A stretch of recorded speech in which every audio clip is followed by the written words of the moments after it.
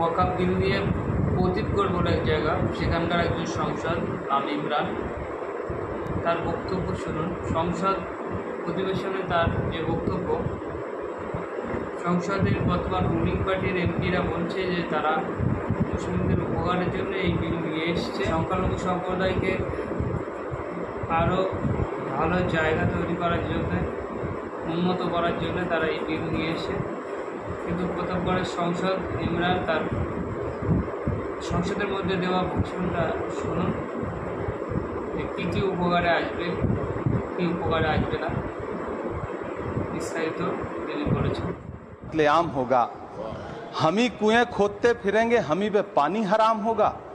सभापति महोदय, सन 1947 में दिल्ली की जामा मस्जिद की तारीखी सीढ़ियों पर खड़े होकर के भारत रत्न मौलाना अबुल कलाम आजाद साहब ने कहा था कि मुसलमानों कहां जा रहे हो, यह है तुम्हारा मुल्क, यहां तुम्हारे आबाओ अजदाद की कब्रें हैं। उस वक्त मौलाना आजाद की ये सदाएं सुन करके लोगों ने अपने सरों की गठरियां उतार करके रख दी थी। आज उसी दिल्ली में मौजूद देश की संसद में एक बिल आया है जो हमसे उसी जामा मस्जिद की सीढ़ियों के सबूत मांगेगा, जो उन्हीं सीढ़ियों के पास अपनी कब्र में सोए हुए मौलाना आजाद को फिर से कब्र से सदा देनी पड़ेगी कि ये जो कब्र है वो मेरी कब्र है, ये किसी सरकार की जागीर नहीं है। सभापति महोदय, मैं जहां खड़ा हूं इसी संसद भवन के सामने सड़क के उस कब्र में सोए हुए भारत के पूर्व राष्ट्रपति फखरुद्दीन अली अहमद की कब्र है। शायद अब उस कब्र से भी सदाएं आए कि ये कब्र मेरी कब्र है, ये सरकार की जागीर नहीं है। सभापति महोदय, मैं वक्फ कानूनों में किए जा रहे संविधान विरोधी बदलावों के खिलाफ बोलने के लिए खड़ा हुआ हूं। संविधान का आर्टिकल 14 हो, 29 हो, 30 हो, चीख चीख कर कहता है कि देश में सब बराबर के हकदार। आर्टिकल 26 कहता है कि सबको अपने अपने मजहबी कामों के लिए मंदिर, मस्जिद, गिरजाघर, गुरुद्वारों का निर्माण करने का हक है और उसका रखरखाव का भी हक है। लेकिन डॉक्टर बाबा साहब अंबेडकर के संविधान को हर दिन कुचलने वाली ये सरकार देश के मुसलमानों से नफरत में इतनी अंधी हो गई है कि खुलेआम देश की संसद में देश सरकार के माइनॉरिटी मिनिस्टर साहब और होम मिनिस्टर साहब झूठ बोलते हैं और देश को गुमराह करते हैं, झूठ शब्द असत्य बोलते हैं। सरकार ने इस बिल का नाम उम्मीद रखा है। मंत्री जी कल से इसे देश के मुसलमानों के लिए नई उम्मीद बता रहे हैं। नहीं मंत्री जी, न तो ये बिल मुसलमानों के लिए नई उम्मीद है और न ही उम्मीद की नई किरण। सभापति महोदय, भाजपा ने पूरे देश में वक्फ के नाम पर कई सारे झूठ फैलाए हैं। आइए आज उनकी सच्चाई पर बात करते हैं। वक्फ ट्रिब्यूनल को ऐसे बताया जाता है जैसे वक्फ ट्रिब्यूनल कोई मजहबी खाप पंचायत हो। सभापति महोदय, जबकि सच्चाई यह है कि वक्फ ट्रिब्यूनल भी तो सरकारी न्यायिक विभाग है जिसमें सरकार द्वारा नियुक्त जज होते हैं, जिसमें प्रशासनिक अधिकारी होते हैं, कहीं ऊपर से थोड़ी आ गए।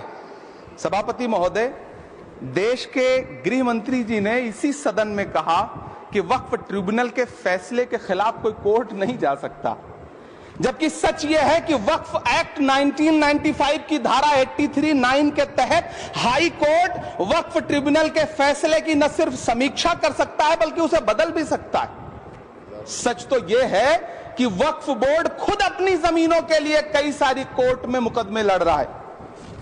सभापति महोदय, दिल्ली की जिन 123 संपत्तियों को लेकर कल माइनॉरिटी मिनिस्टर, होम मिनिस्टर साहब और अभी आदरणीय नेता सदन बात कर रहे थे, आइए उनकी सच्चाइयों पे भी बात करते हैं। 1911 में जब अंग्रेजी हुकूमत ने कोलकाता के बजाय दिल्ली को राजधानी बनाने का फैसला किया तो रायसीना हिल्स के चारों तरफ जो मुसलमानों की ढेर सारी जमीनें थी उनको एक्वायर किया गया और लुटियन को इसकी तामीर की जिम्मेदारी सौंपी गई। सेंट्रल विस्टा की तरह लुटियन जोन का मेगा प्लान तैयार हुआ, लेकिन उस वक्त के मुसलमानों ने उस वक्त की अंग्रेजी हुकूमत से अपनी इबादत गाहों को बचाने के लिए लड़ाई लड़ी। मामला ब्रिटिश गवर्नमेंट तक पहुंचा। तब यह तय हुआ कि वो जो धार्मिक स्थल हैं उन्हें जस का तस रहने दिया जाएगा। इंडिया गेट के बगल वाली मस्जिद हो, जाब्तागंज, सुनहरी बाग मस्जिद हो, पार्लियामेंट रोड वाली मस्जिद हो, ऐसी 123 संपत्तियों के मैनेजमेंट के लिए 1913 में मुसलमान वक्फ वैलिडेशन एक्ट बना और उसके बाद एक नया शहर बसाया गया जिसे लुटियंस जोन का नाम दिया गया। फिर 1943-45 के बीच एक और समझौता हुआ आजादी से पहले, उसके तहत काफी सारी वक्फ जायदादों को सुन्नी मजलिस औकाफ बनाकर उसके अंडर किया गया ताकि उसकी देखरेख की जा सके। गृह मंत्री जी 2 दिन से सदन में जो बात कह रहे हैं वो दरअसल 123 संपत्तियां उसी सुन्नी मजलिस औकाफ के तहत आती। सभापति महोदय, आजाद भारत आजाद हुआ। आजादी के बाद भारत में 1954 में वक्फ एक्ट लागू हुआ, जिसकी धारा 9 के तहत 1964 में केंद्रीय वक्फ काउंसिल का गठन हुआ।